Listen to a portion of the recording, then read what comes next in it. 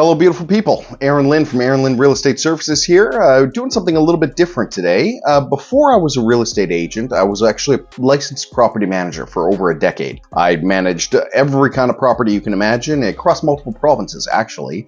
And no matter what you're renting or where you're renting it or who you're renting it to, there's a lot of common themes that run throughout every property. If you're acting as a landlord, you're going to see some of these things. And hopefully my experience and the experience of others that I learned from can help you avoid some of the more obvious pitfalls. So today we're counting down the top 10 most common landlord mistakes, hoping to prevent you from making them. Here we go. Now, the first most common mistake, and probably the most obvious it is to make, choosing the potential tenant who earns the most money. It's true, income matters in an application form. You definitely don't want to rent to somebody who is clearly going to be struggling between the rent and their groceries. I mean, groceries are going to win in that equation. But simply prioritizing income above everything else is an amateur mistake, frankly. There's a lot of things to pay attention to on the application and through the application process that are as important or more important than income itself, and really on the whole is what we want to be judging an application on.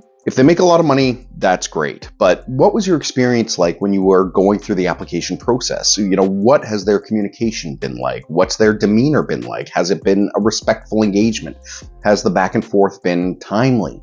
Has it been enjoyable? Probably the person you're seeing in front of you during the application process is going to be the person you're dealing with throughout the tenancy. So if it's a bad taste in your mouth with just the first little interaction, it's a very predictable emergency that it's going to be a bad experience throughout the tenure of their tenancy. A couple of things to think about when you're looking at applications is how long have they been at their last job? How long have they been at their last place? If there's a lot of changeover, that might be indicative of this is not a great investment in a long-term person. If they've got, not a whole lot of money in the bank, or maybe their credit isn't ideal, but they've been at their last place for 10 years, or they've been at their current job for the last 10 years, I'd say that's really positive attributes to pay attention to, and you shouldn't just ignore them. People's credit can be screwed up because maybe they had a business go under during COVID. Maybe they're just getting through a divorce, and no matter what they did all the years previous, this one sort of upheaval in life has ruined their credit rating. Well, you can build credit back. I mean, that's not an indication that they've never paid their bills. It could just be an indication that they're coming out of a bad time. Having all the money in the world isn't necessarily a good investment in that person, and I'll give you an example as to why. This is going back many years, and it's a story about our personal family home before I started my career in anything related to property. We had a family home in Toronto, not a big expensive place. It was our family home though, so it mattered a lot to us. And my dad had an opportunity to move out to BC for a year and take another job just temporarily. So we all moved out to BC, and they found a realtor to rent out their place in Toronto. And he rented it to somebody who was a big wig at a website you would know the name of. It was a much bigger deal years ago when this happened, but it's still around and you would still recognize it. This guy was coming up from the States, had oodles and oodles of cash, and was only going to be there for a year, and we thought, perfect, the stars are aligning. So we rented it out to this guy, never heard a word, assumed everything was going well. Come back a year later, and he had changed all the carpets without permission. He had painted the entire place without permission. He had put a pool table in the living room, and there were holes in all the walls from pool cues being shoved through them. And when we said, who's going to pay for all this? He said, well, you've got my deposit. I'm going back to the States.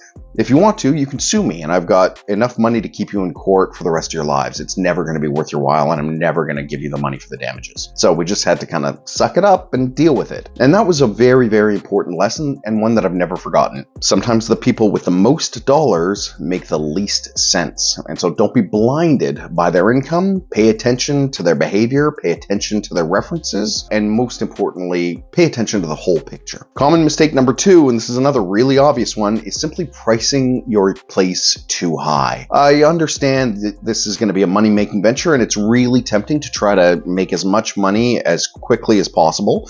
I'll give you kind of the flip side of the coin there. Let's say you're trying to rent out a place, and you've decided it's worth $2,200 a month, and after 10 days or 10 showings, you don't have an application yet. The 10-10 rule is a good rule to adjust your price. Let's say a month goes by and you still haven't rented out. Maybe 6 weeks or 2 months go by and you finally get a tenant in. It's going to take you a long time to make up that $2,200 that you lost that first month, or that $4,400 you've lost between those 2 months, only collecting an extra $200 a month, than it would have just filling it out immediately at $2,000 a month. I would also argue that if you price it really competitively and you cast a really wide net and you get a bunch of applications, you're then able to pick the best applicant, and that is going to be a very, very, very wise decision that you're going to be thanking yourself for making way down the line. You don't want to have only one application come in and be forced to accept the only applicant. That is just a recipe for trouble. The market will ultimately determine the price. Respond to the market. Mistake number 3, this is a big one. Waiting too long to deal with problems. I'm not talking about problems in the place, I'm talking about problems with the people. When you get a tenant in there, sometimes they know exactly what the rules are, and sometimes they're testing boundaries or just need a little help figuring it out. So a verbal warning is okay the first time, but when we have noise complaints, when we have pet issues, or like guests overstaying their welcome, you basically have got like an unauthorized occupant, somebody moving in who's not on the lease, anything like that, a verbal warning, clearing up a miscommunication is the right first step. After that, everything needs to be in writing and everything needs to be recorded for posterity. Make sure you have copies of all the correspondence that you're sending them, and make sure you're delivering them in appropriate ways. Maybe it's by mail, by registered mail. Maybe they've signed a notice for service agreement and you're allowed to email them, but that's not true in every case. So you just really want to make sure that as soon as there's the slightest sign of trouble, you nip it in the bud, because if you don't and you let too long go by before addressing these issues, A, the problem might get a lot worse, and B, it can be interpreted as you not enforcing the rules, and therefore by implication, that rule doesn't exist. So you just want to be very, very careful at addressing these things in a very timely manner. Mistake number 4 is simply treating property management like it's passive income. I promise you, it is not. Happy tenants make for great tenants, but active landlords make for happy tenants. You're not just going to rent it out, sit back and collect all the money for doing absolutely nothing. That's a fantasy that's sold to a lot of people, and I promise you it's simply not true. It doesn't have to be complicated work, it doesn't have to be terribly hard work, but you want to stay on top of maintenance issues, you want to stay on top of tenant communication, you want to make sure you're doing your annual inspections, you want to be responsive to tenant needs, and most importantly, you want to be a human being about it. You want to build a relationship with folks. That'll make your life a lot easier, I promise. One great idea is, if they celebrate Christmas or Hanukkah or Kwanzaa or Solstice or whatever their high holiday is, maybe knock $100 off the rent that month, or maybe sponsor a dinner for their family just to mark a special occasion, a birthday or a graduation or something. Let them know that they're not just a paycheck to you. You're a human being, they're a human being, you have a human relationship, and you're not some evil landlord. My famous motto was I was always trying to take the slum out of landlord, and I had a lot of problem-free tenancies because people knew that they could approach me like a person, we could work problems out, and at the end of the day, I was a human being with a heart, and that just made my life infinitely easier. And I promise, if you treat people like people and not paychecks, your life will be easier too. Mistake number 5, and this is a big one, is simply going into the business of revenue properties without understanding the numbers. A lot of people think, here's my mortgage, here's my rental rate, one's going to take care of the other. It's a little more nuanced than that. I mean, you're going to have to pay taxes on that income. You're going to have to pay property taxes on the property. You're going to have a slush fund for maintenance. You're going to have a slush fund for vacancies. You're hoping to be able to rent it out for the price that you want to, but that's not always going to be the case, and the market's going to change. So make sure that you don't just have, if I can cover X, then I'm as good as Y, because that math doesn't flow. You want to have a slush fund, you want to have a contingency fund, and you want to keep your eyes open for all these sort of not unexpected, but probably inevitable cost associations with simply being a landlord. Mistake number 6 is simply ignoring maintenance. We talked a little bit earlier about ignoring tenant issues. It can be just as problematic or more so to ignore maintenance issues. An issue becomes a problem only when you ignore it. And if you kick the can down the line, if you defer maintenance and defer maintenance and defer maintenance, I promise you when you finally address it, it's going to be a lot more costly than had you just addressed it from the get-go, from the first sign of trouble. This is especially important before tenants actually move in. When you're actually about to start showing the place to prospective tenants, you want to make sure things are in good working order and things aren't kept together by like duct tape and hope. If somebody walks into a place that's basically falling apart and they say, God, this looks like home, this feels like home, I'll take it. Does that give you the indication that this is going to be the kind of person who's going to take really good care of a place? Probably not. If somebody walks in and everything's working right, everything's clean, and they say, this feels like home, this meets my standard, I can keep up this standard, green flags all the way. Problems will arise. It is going to take a little money to fix it, but you're never going to miss a little bit of money. You will kick yourself for renting to the wrong person because you didn't have your ducks in a row from the get-go. Mistake number 8, simply not understanding the residential tenancy laws in your area. There's a lot of rules and they change all the time. And just because you think it makes sense to do things a certain way doesn't mean that's the way the rules are written.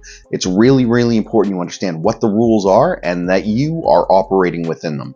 A tenant can color outside the lines and they'll get a slap on the wrist. You color outside the lines and you might be forfeiting your right to any number of things. You want to correct behavior, you want to have it in writing, you want to make sure you deliver it in ways that are approved. Understanding the rules is of paramount importance to be able to run your business in the right way. Creating your own rules is not going to do you any favors, or simply thinking that you understand the rules because the way you're doing things makes sense to you is not the right way to go about things. Here in BC, we have the residential tenancy branch. Here in Victoria, I should say, we have the residential tenancy branch. It is a provincial thing, but I'm speaking to local folks. You can pick up the phone, you can call them. They will answer your questions. They might not answer right away, but they're pretty good at getting back to you. And you can run things by them. I mean, that's what they're there for. And believe me, this isn't one of those situations where you want to ask forgiveness rather than permission. Ask permission from the RTB before you do anything.